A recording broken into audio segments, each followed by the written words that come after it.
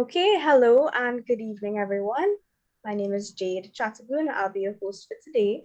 Welcome to PyData Trinidad and Tobago's 16th session. I'll read the PyData Code of Conduct before we begin. Be kind to others. Do not insult or put down others. Behave professionally. Remember that harassment and sexist, racist, or exclusionary jokes and language are not appropriate for PyData. All communication should be appropriate for a professional audience, including people of many different backgrounds. Sexual language and imagery is not appropriate. PyData is dedicated to providing a harassment-free event experience for everyone, regardless of gender, sexual orientation, gender identity and expression, disability, physical appearance, body size, race, or religion. We do not tolerate harassment of participants in any form. Thank you for helping making this a welcoming, friendly community for all. So let's begin by introducing Stefan. Stefan Hosein is currently a staff ML engineer at Deliveroo, working on ranking and recommendations in London, UK. Previously, he worked at Google and Twitter, doing a lot of work in the search and NLP space. So he got his master's from Cambridge and he has a bachelor's from the University of the West Indies. The title of his talk today is MLOps using MLFlow. Welcome, Stefan. We're excited to have you. You can go ahead. Thanks so much, Jade. I guess if there's questions, like I'll be doing a lot of practical stuff. So I guess if there are questions on some of the stuff that I'm doing, it would be okay to, well, for me at least, to like raise your hand or disturb me and ask the question during my presentation. So I'm happy with that also. Actually, probably more happy with that. So yeah, thanks everyone for actually joining this talk and listening to me speak a bit. So I was initially going to do some ranking and recommendations, but I realized we already had like at least 2 talks on that already. So I decided to do something else that I'm currently working on. And one of the things I'm working on heavily is MLOps. So I'll talk a bit more about what that is later on. And this cool tool that I've been using recently called MLFlow to do some of this MLOps work that I've currently been involved in. So let me see here. Yeah. So at least when I was younger and I thought of machine learning, especially in the industry, right? What do I usually think about? Or what did I think about? And what do people think about? Probably like building some model. And that's good. That's all fine and good. You know, you do a lot of that at university. And especially if you do further studies, you write a lot of ML code. However, when I came to the industry and after spending a few years there, you realize that the ML code is the least time. You spend the least time writing ML code and most time doing everything else, right? So especially in the last few years, I've been focusing a lot on like everything else other than the machine learning code. So basically trying to figure out how do we serve the model properly, building proper pipelines, doing proper feature engineering, etc. So I thought, right, that, you know, many times when you go to the industry, you might not be prepared for this. So I just wanted to kind of give this talk as like, okay, this is what I think a lot of the field is going towards, especially if you're like an ML engineer. A lot of your work is like everything else other than the ML code. So you'll be doing some coding, but it's like everything else. So this talk is about like everything else. What do I mean by MLOps? So MLOps is like a mixture of like at least 3 disciplines. So one is like machine learning, and I will put here ML engineer. So, you know, you need to know your machine learning stuff to build models. But then there's also the software engineering aspect, being able to build reliable, repeatable. Was there a question? Okay, no, someone just unmuted. Yeah, software engineering side, building reliable, repeatable code. And then the DevOps, which is like monitoring your model, ensuring your model is being served, there is low latency in your model. So there are all these things that are involved. And to be honest, when I was creating this presentation, I was like, what I ideally wanted to do was have a tutorial on like an end-to-end pipeline. And as I started creating that, I realized that it's going to take about 3 hours for me to actually have an end-to-end demo of like a full MLOps pipeline. So I decided to make it a bit shorter. But I just wanted to talk a bit more about like, to give everyone a bit of context around what do I mean by like building pipelines and what MLFlow is going to help with. And that's the tool that I'm going to talk about in a few minutes.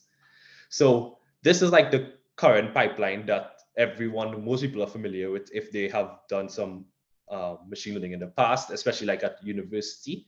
So like you have I don't know if you can see my mouse, but you have initially, some data and you do some exploring of the data, you do some cleaning of the data, and then you split into training and testing, and you build your model on the training data, and then you test on the testing data. And then if you get a good model, you hopefully get a good mark in that class, right?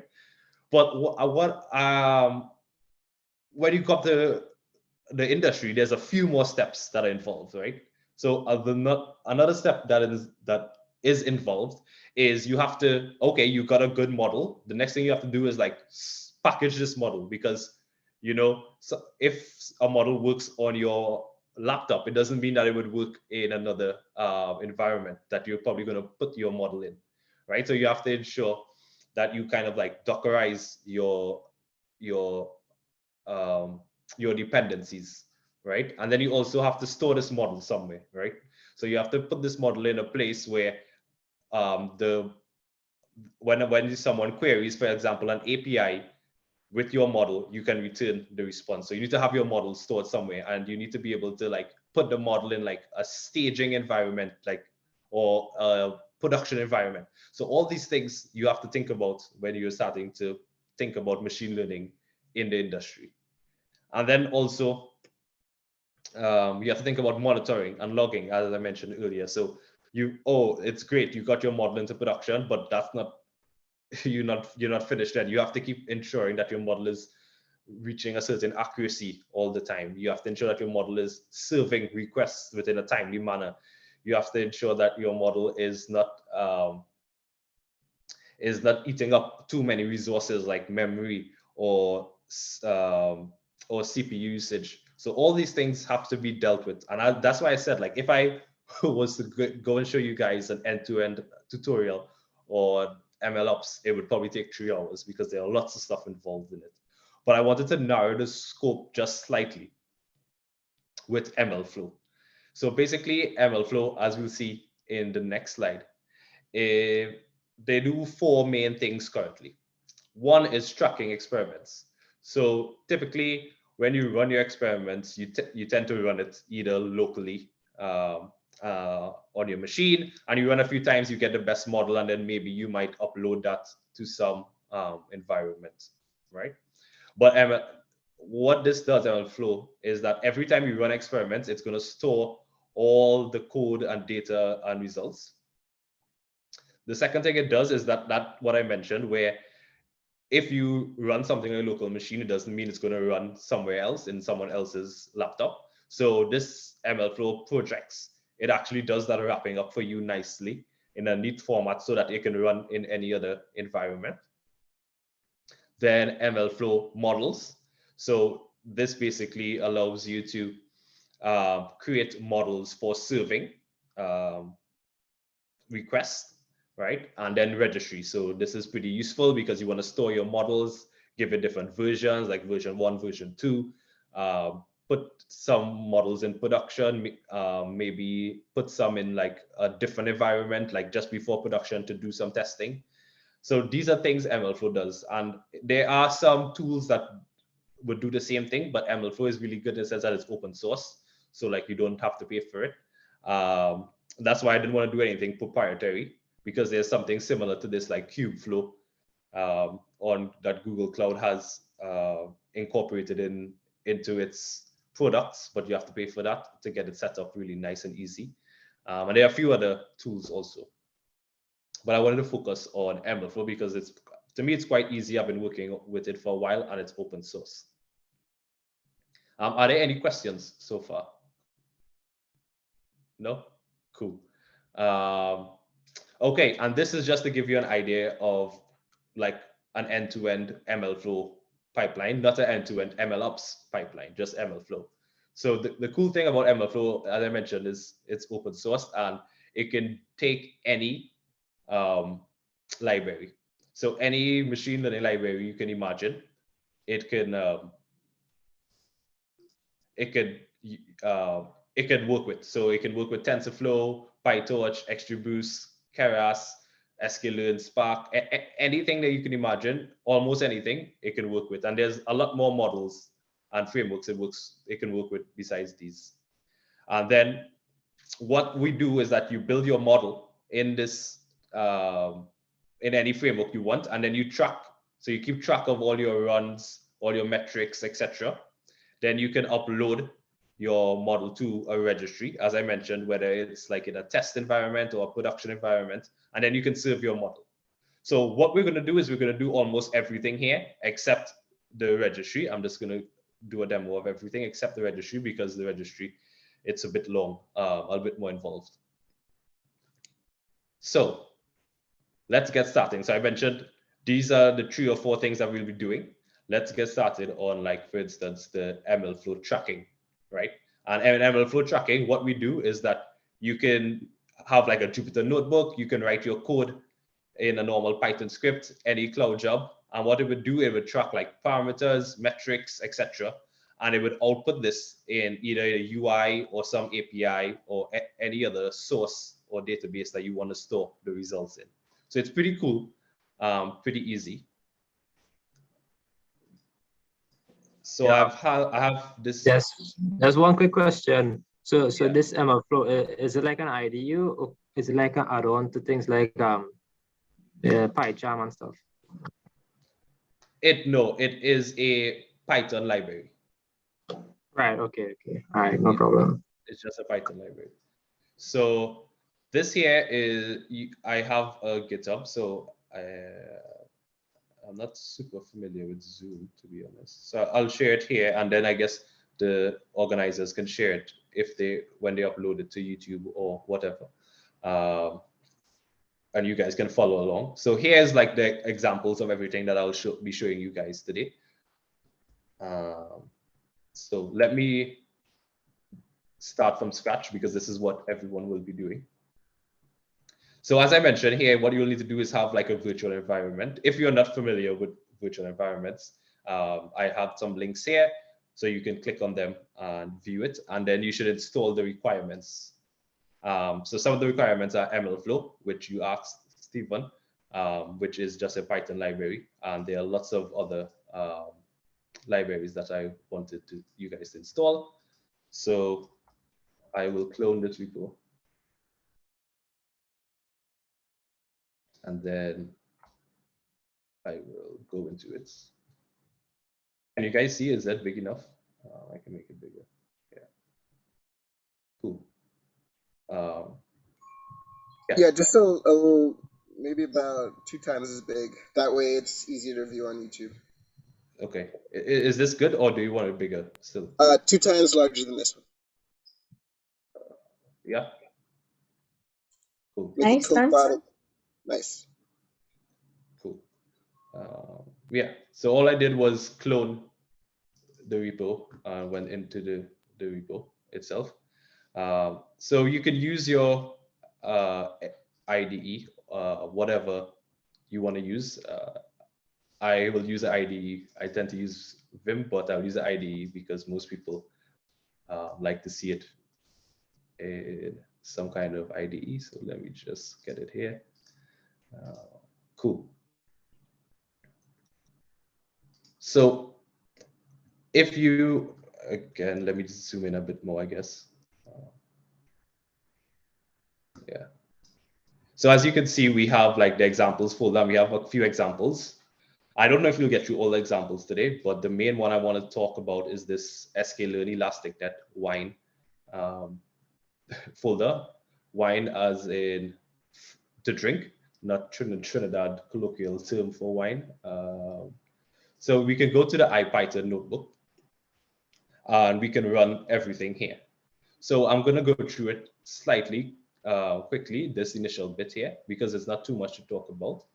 So here I'm just importing a lot of stuff. The main thing that you would want to look at is I'm importing MLFlow and MLFlow.sklearn. So as I mentioned, MLFlow can work with almost any library, any Python machine learning library. So I just imported sklearn here. Oh, yeah. Cool. And then this here is just setting a random seed so that it can be repeatable if we want to run this experiment again. And here, let me make this smaller. Yeah. And then here, I'm just downloading the data, right? So as I mentioned before, it's like a wine data set. So what it is that we have these like I'm not a wine connoisseur, so I don't know exactly what everything means here. But you can imagine there are different types of like wines which have different like pHs and alcohol levels and all these different things. And what we want to do is predict the quality of the wine. Okay, so we have like 1,500 rows, so it's a small data set, and the quality of wine ranges from like 3 to 8. Right? Don't ask me what if 3 is good or bad or 8 is good or bad. I don't know, but this is what we want to do. Okay, so I'm just gonna go through this quick because this is not the important part of the presentation, right? This is like typical what you do in machine learning, which is like download data, do some explorations, etc. But I want to focus more on the end result. So we do some splitting, and then as I mentioned, the quality of the data is what we want.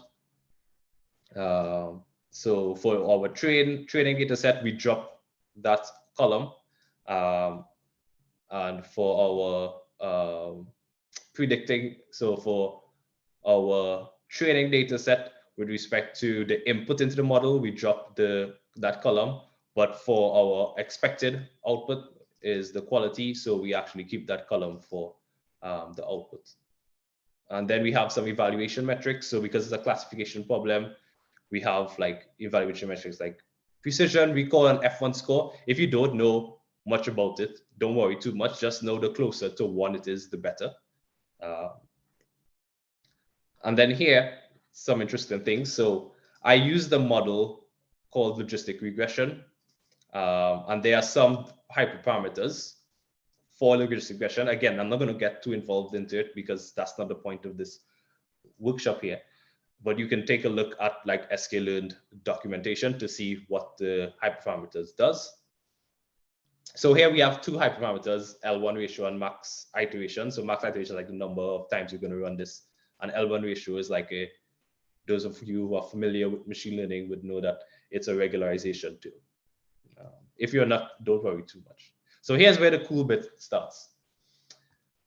Here we have this MLFlow that start run. So we're just basically telling MLFlow, okay, I want to start capturing all the data within this session, right? And this session, and when I say session, I mean like within a run. So our run is when we execute this once, it's going to be 1 session, right? Then here we just do typical normal stuff that you would do, which is like define the model, which as I mentioned is a logistic regression. Then you fit the model to the training data, you get some predicted values. And then another interesting part is here. So what we're doing here is for an MLFlow, we're logging all the parameters that we want. So I mentioned in the slides that you can log metrics, parameters, different things. So here we log the parameters and the metrics. And then another cool thing that you can do is that we can log the model. So not necessarily log the model here, but that just means we're going to save the model. So MLFlow.sklearn, and then we log the model, which as I mentioned, is save the model. And you can do this for almost any library. So if I run this, we get some output here, right? And then it's still running. And why is it still running? It's running because we're logging all these interesting things. So if I go back to the folder structure, you can see there's a new folder called ML runs. And this is where you store by default all the runs or sessions that you create, right? So this is going to have all of these things basically stored inside of it. And we can take a look at it here, but it's not that cool to look at it within the IDE. What we could do is we can look at it within the UI, as I mentioned. So if you look at the slides, I mentioned you can look at it in the UI or an API. So let's look at it in the UI. So I'm just going to go into our, let me zoom in again.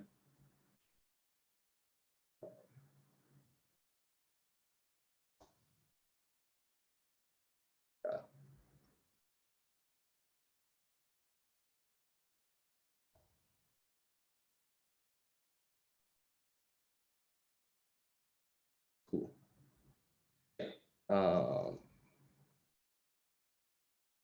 Right. So here, if I run MLFlow UI, and we go to this link here, right, we can see all the output of everything that I mentioned. So I mentioned before that we're going to keep track of our metrics, right, which is F1 score, precision, recall. And I said, if you don't know what they are, don't worry. The closer to 1, the better it is. And we can see we're quite far away from 1. So it isn't a great model, but that's not the point of this presentation. And then also there's the parameters that we use to create the model. And then we see that it actually stores like the model itself. It also stores the source. So here it's an IPython notebook that we created and the time, right? So, and there's a lot more information that you can add, but this is just what I created initially. What you can also do is, instead of having this IPython notebook, which is kind of good for like if you're now starting to learn MLFlow, but what is more interesting and where you can really get the most out of MLFlow is if you create your own Python script, which does the same thing. It does the same thing as the notebook, right?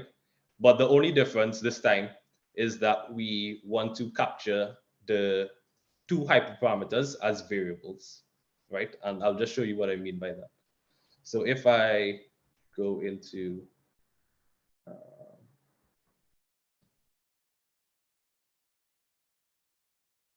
if I just type Python train, and then I give like some different parameters. So the first one is the max iter parameter. So I'll give it like, I'll let it run for 1,000 steps.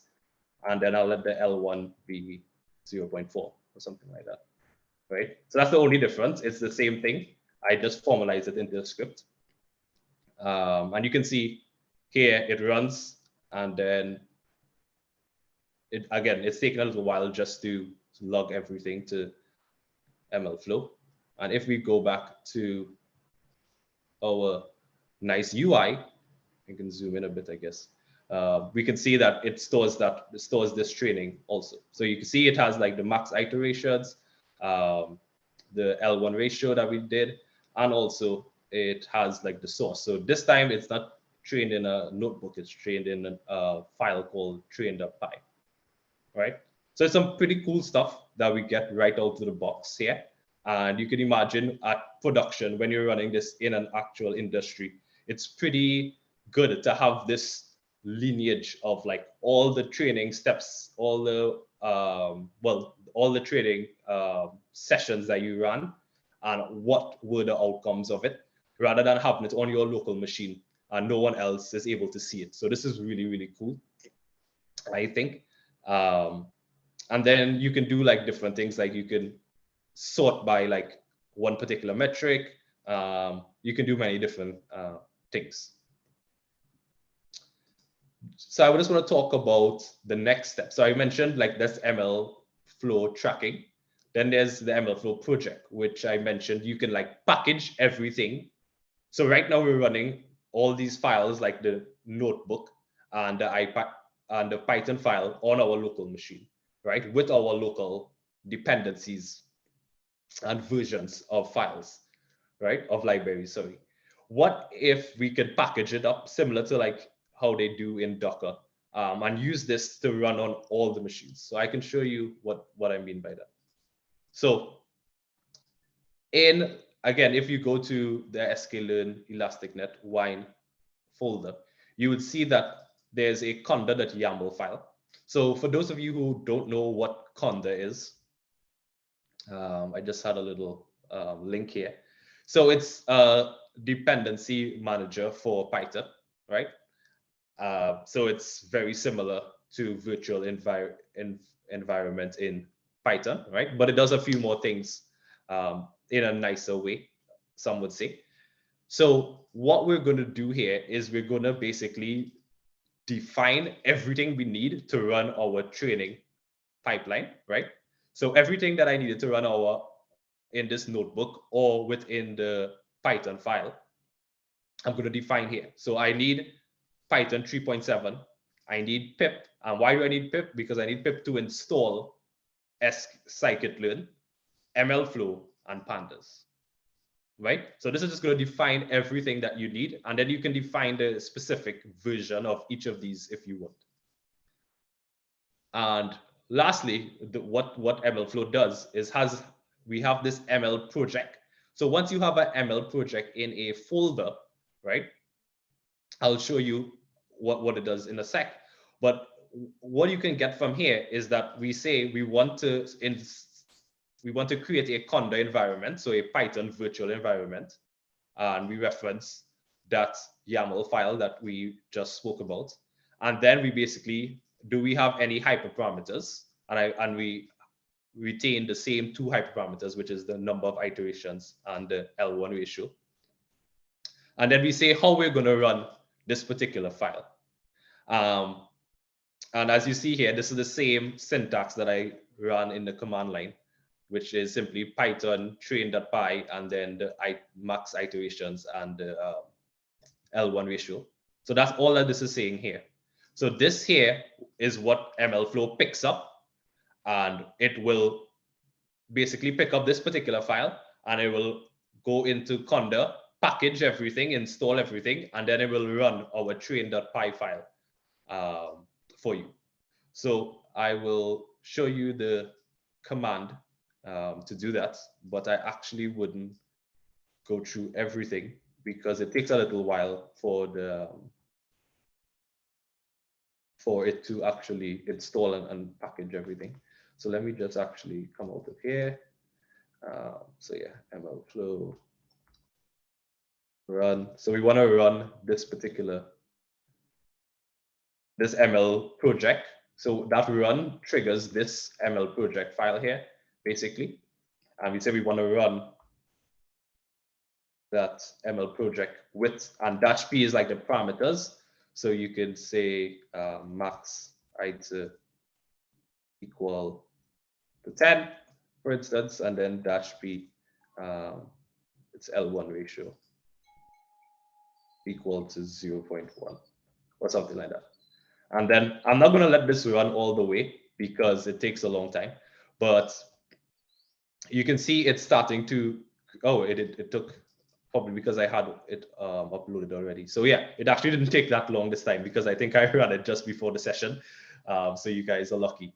So yeah, it typically runs, it creates your own conda environment and installs all the Python stuff that I mentioned before. So all the libraries and versions of libraries, and then it actually does the training. So this time you see we got some output, and it's not as good as the previous one, but that's expected because we only ran our model 10 times.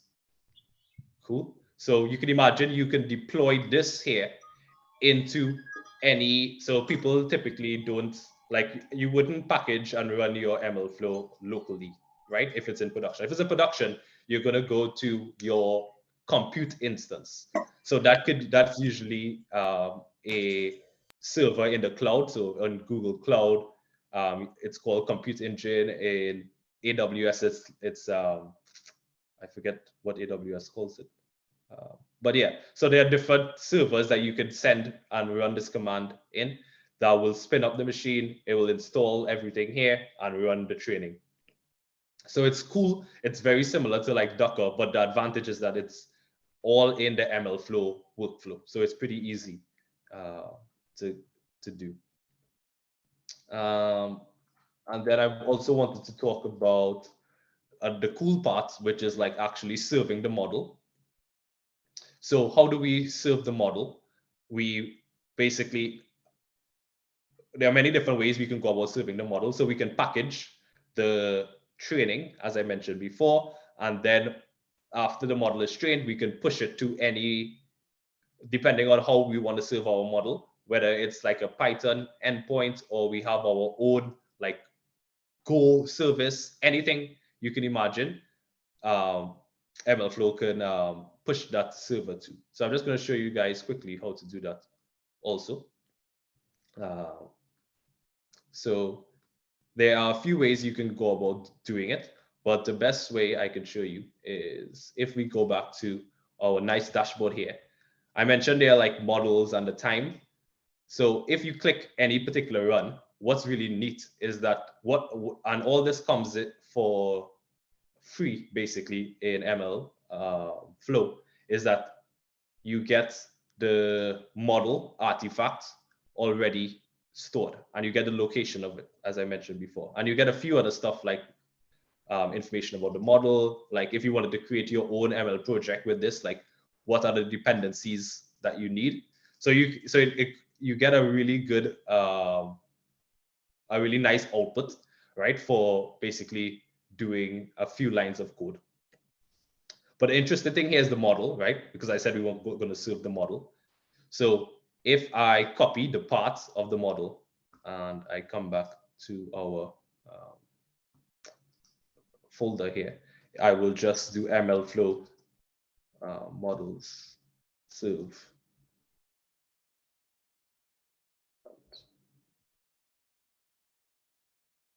Let me just, I think it missed. Yeah.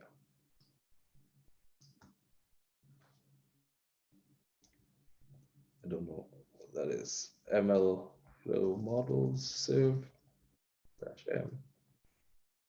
Yeah, cool. And then if I serve this on, so we can serve it on any port. I'll just serve it on 1, 2, 3, 4, for instance. And what this does is it again spins up a Conda environment so that you can actually serve the model. And then it would put that model endpoint at the port, so 1, 2, 3, 4, which you'll see just now. And you will be able to query this endpoint and you will get the response. So all this is done, and you can imagine how you do this in production if you want. But I had one other thing to show you how to serve. So this will take a little while, so I'll leave this running in the background. Is this particular file, main.py.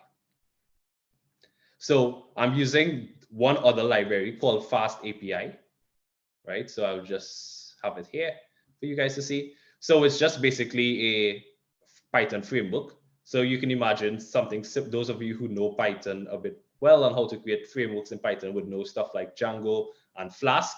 So this is something similar that I really like, and it's quite easy to use and very low amount, a very little amount of code that you need to write. So all that we're going to do here is I wrote this script here to at this endpoint, so wine quality, whenever we call wine quality in our Fast API framework, I'm going to basically predict based on the model that we just created, predict that data and return what we think the quality is. So the only thing you need to change here is this directory, right? So if I go back to my MLFlow, I can just copy the directory part, enter it there, and that's it. Then if I go to here,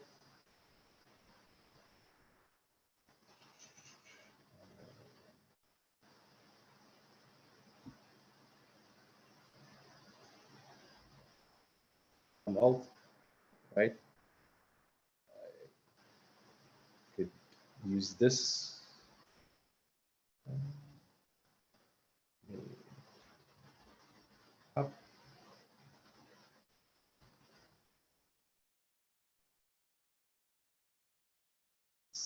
So at this point in time,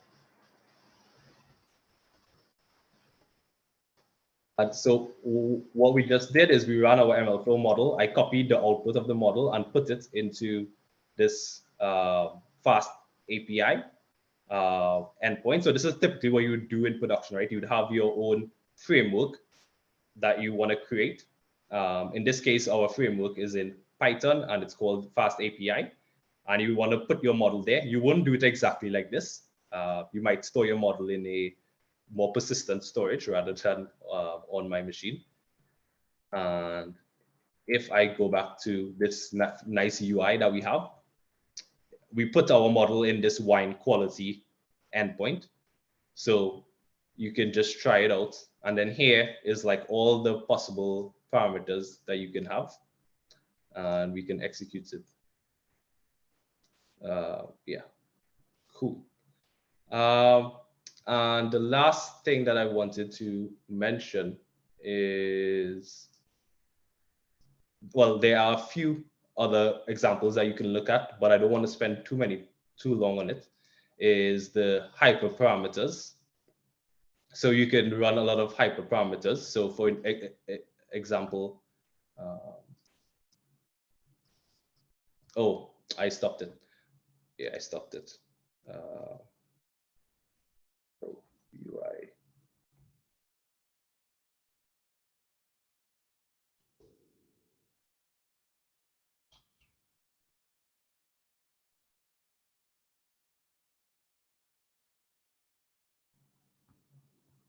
Yeah, so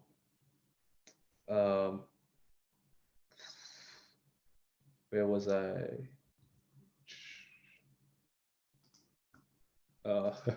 I forgot what I was going to say there.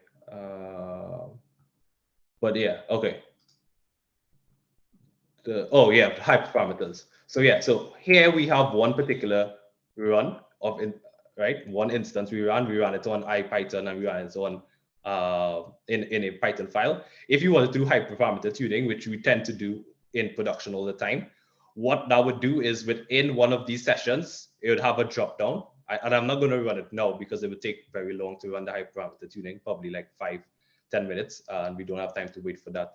But yeah, all that would happen at that point in time is that you have the drop down and you can see the list of all the metrics and everything within this one session. So it's also pretty cool in that way. And the last thing I want to say is that, like, as I mentioned, I want to focus on one small part of MLOps, which is MLFlow. It's not going to be a solution to everything. There are like tons of other, like as you can see in this image, there are tons of other tools and different other components that you need to build in. Like we don't have like a good feature store.